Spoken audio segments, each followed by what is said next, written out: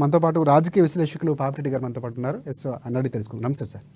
నమస్తే. ఎస్ అసలు ఏంటి సార్ ఈ రాజకీయం అనేది అసలు ఏ విధంగా చూడాలో కూడా అర్థం కాని పరిస్థితి. చెప్పులు చూపించండి, సాక్షాత్తు ప్రజల కోసం పోరాడాలి, ప్రజలకి అభివృద్ధి సంక్షేమం ప్రజా సమస్యలపై పోరాడినటువంటి రాజకీయ నాయకులు ఈరోజు వ్యక్తిగత దోషులకు పోవటం, చెప్పులు మనం కూడా చేయనటువంటి రాజకీయ నాయకులు చూపించి అంటే టీవీలో చూస్తే పిల్లలు ఎక్కడ పాడైపోతారనే స్థాయికి వెళ్ళిపోయింది. అది అంటే వ్యక్తిగత దోషణలు, ఆ పదాలు మనం కూడా సాదాసీదాగా వాడినటువంటి పదాలు కూడా వాడుతున్నటువంటి పరిస్థితి. అంటే ఇది ఎక్కడ పోతుందో అసలు దీన్ని ఏ విధంగా చూడొచ్చు? రాజశేఖర్ గారు ఒకప్పుడు మనకు రెండు పదాలు ఉండేవి, పార్లమెంటరీ లాంగ్వేజ్, అన్పార్లమెంటరీ లాంగ్వేజ్ అని రెండు పదాలు వాడేది.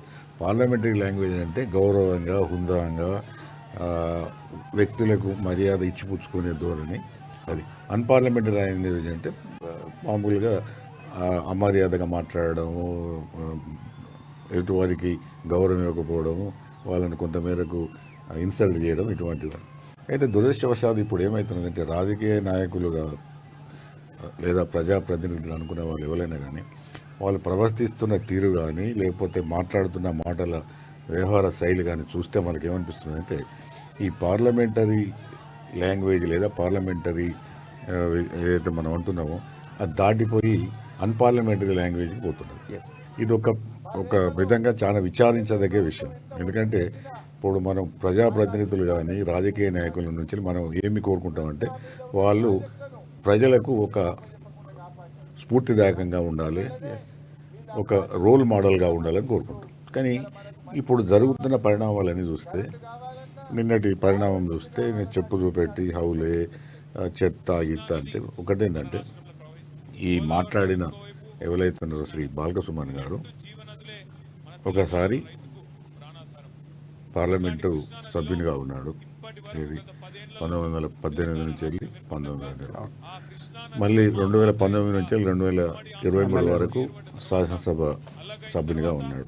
అంటే రెండు పర్యాయాలు ప్రజా సభలకు ఎన్నికైన ఒక వ్యక్తి ఆ విధంగా ఒకవేళ నీ గవర్నమెంట్ ముఖ్యమంత్రి ఇష్టం లేకపోతే మాట్లాడే పద్ధతి ఒకటి ఉంటుంది.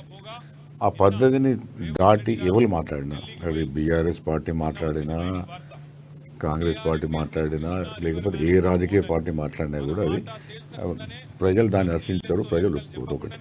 రెండోది ఏంటంటే ఇప్పుడు బీఆర్ఎస్ నాయకులు ఈ విధంగా మాట్లాడడంలో నాకు అంటే అర్థమవుతున్నది ఏంటంటే ఒకటి అధికారం పోయిన తర్వాత అసహనం పెరిగింది. వాళ్ళ అసహనంతో కొంత వాళ్ళు వ్యాఖ్యలు చేయడం ఒకటి. రెండోది ఏంటంటే ఈ భూత పురాణమా తిట్ల పురాణమా ఏదో ఇప్పుడు రకరకాలుగా వాడుతున్నారు. ఇవి రాజకీయ నాయకులు ఎంత తగ్గించుకుంటే అంత మంచిది. ఏ పార్టీ అయినా కూడా అది మంచిది కాదు. తర్వాత ఇంకొకటి ఏంటంటే ఒక రాష్ట్ర ముఖ్యమంత్రికి గుర్తింపు ఇవ్వాలి, తగిన గౌరవం ఇవ్వాలి. విమర్శించు, కానీ దానికి ఒక పద్ధతి ఉంటుంది. విధానపరమైన విషయాల మీద చర్చించాలంటే మాట్లాడాలి. కానీ ఇటువంటివి చేసినప్పుడు జరిగేది ఏంటంటే అనేకమైన ఇది పెడ ధోరణులకు దారితీస్తుంది. ఒక విధమైన పక్కదారి పట్టించే ప్రయత్నాలు చేస్తున్నట్టు కనబడుతుంది నాకు. కాబట్టి ఇటువంటి మంచి పరిణామాలు కాదు.